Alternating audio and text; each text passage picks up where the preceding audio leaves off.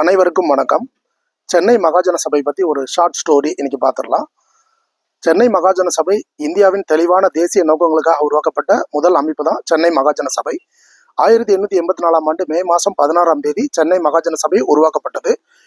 B Rangaiah, M வீர ராகவாச்சாரியார், அனந்தசார்லு இவங்க 3 பேர் சேர்ந்து சென்னை மகாஜன சபையை உருவாக்கியிருக்காங்க. பி ரங்கையா முதல் தலைவராக இருந்திருக்காரு. அனந்தசார்லு முதல் செயலாளராக இருந்திருக்காரு. இந்த சென்னை மகாஜன சபை 4 முக்கியமான கோரிக்கைகள் ஆங்கிலேயர்கிட்ட வச்சிருக்காங்க. அதில் முதல் கோரிக்கை, இந்திய குடிமை பணிகளுக்காக நடத்தப்படக்கூடிய ஐசிஎஸ் தேர்வை இந்தியாவிலையும் இங்கிலாந்துலையும் ஒரே டைம்ல நடத்தணும் அப்படிங்கிறது முதல் கோரிக்கை. 2வது கோரிக்கை வரிகளை குறைப்பது. 3வது கோரிக்கை லண்டன்ல இருக்கக்கூடிய இந்திய கவுன்சிலை மூடுவது. 4வது கோரிக்கை இராணுவத்துக்காகக்கூடிய செலவை குறைக்கணும். இந்த 4 கோரிக்கைகளை தான் ஆங்கில அரசிட்ட இந்த அமைப்பு வச்சது. ஸோ பிற்காலத்தில் 1885ஆம் ஆண்டு இந்திய தேசிய காங்கிரஸ் அப்படிங்கிற ஒரு கட்சி உருவாக்கப்பட்டது.